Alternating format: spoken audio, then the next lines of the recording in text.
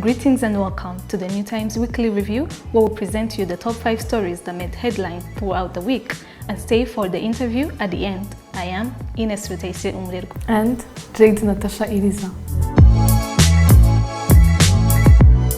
The city of Kigali on spot over unused incinerator. The Parliament's Public Accounts Committee has warned the city of Kigali against the incinerator at Nduba landfill that has been lying idle for 7 years now, and the Gaseke House in Kicukiro district that has not yet been put to use 4 years after its construction.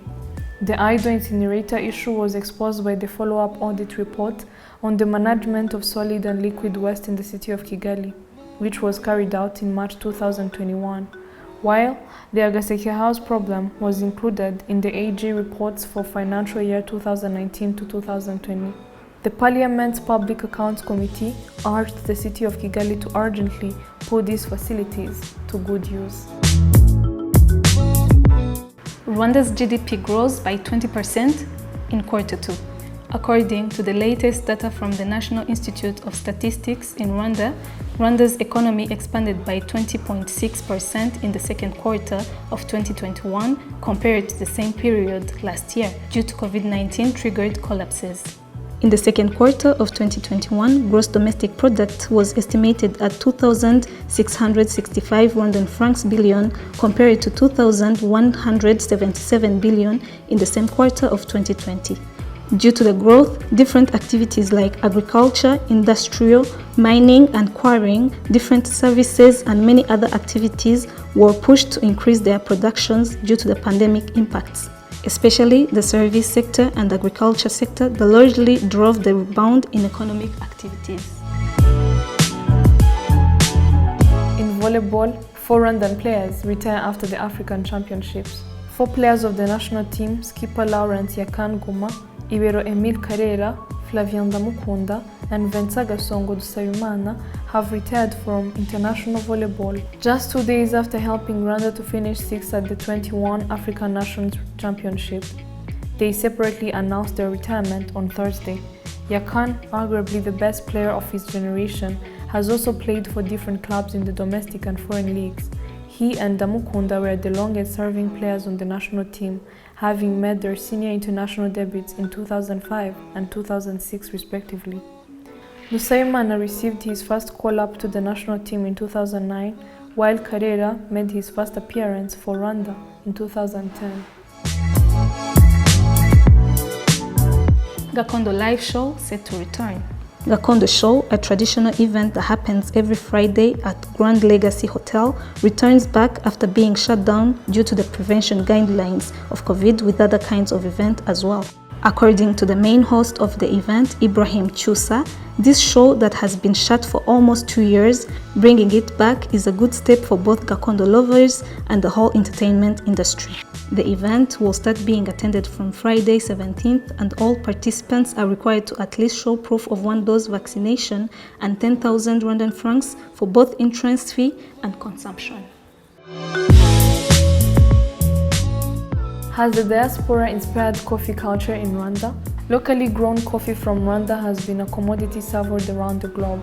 Yet, it has only been recently that coffee shops and coffee consumptions has gained popularity in Rwanda.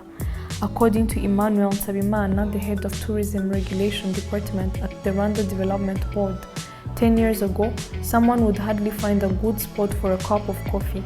He says it was mostly ordinary bars. Within the past 5 years, there has been significantly an increase in coffee shops, especially in Kigali. Joanne Bawazi has more on this.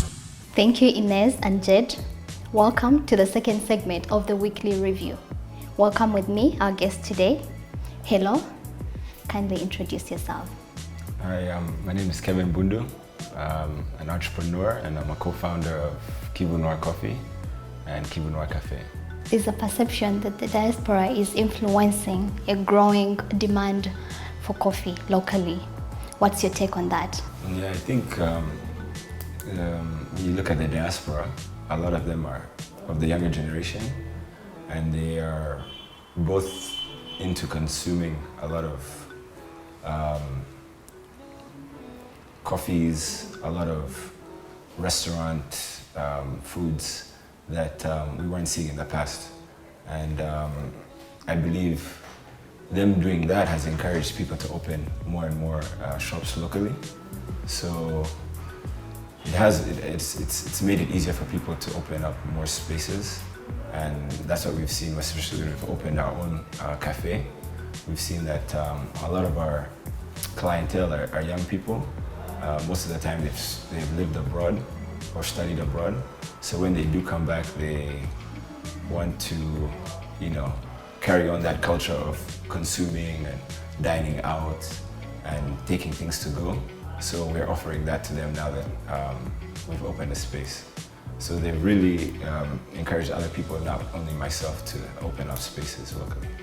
So what does this tell us about the Rwanda food culture as far as eating out is concerned? It tells us that it's a growing segment, and more people are adapting to eating out and going to restaurants and cafes. So it's a positive even during this Corona pandemic. We're looking at growing more, just because we've seen that the space that we have is not big enough to accommodate the local consumers that we didn't expect to be as big as they are today.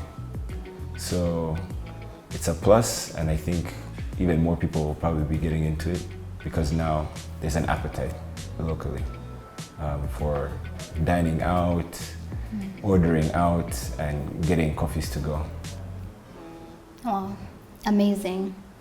So going beyond the culture shift, what opportunities are there for the local entrepreneurs, like business opportunities? I think there's a bunch. Obviously, there's more consumers than before, but also there's different applications now for deliveries. So not necessarily is someone going to the restaurant itself or the cafe, but they're ordering it from their house. So even if you can't open a restaurant space, you can create something that can be used for deliveries. And we've seen a couple of those come up in the last year or so. So if anyone has an interest in it, maybe they can start off small and just do deliveries, and then grow into an actual business model of having a dine-in area.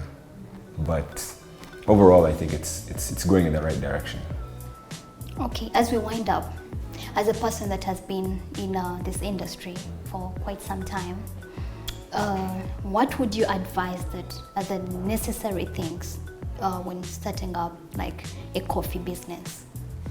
The necessary things, first of all, you have to have the quality, because people are now, becoming more qualitative. It's not just that they want a cappuccino, but they want it to taste the way it should be tasting.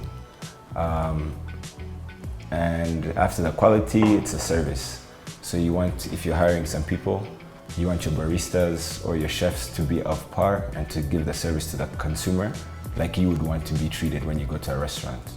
So all the time, I always emphasize to my team to just give the right service to people, because they can become brand ambassadors, brand sponsors, because of how you treat them and the service that you provide to them. So those are the two things I think any business owner, any restaurant owner should take into consideration, is quality and service. And that's a good starting point, I guess. Wow.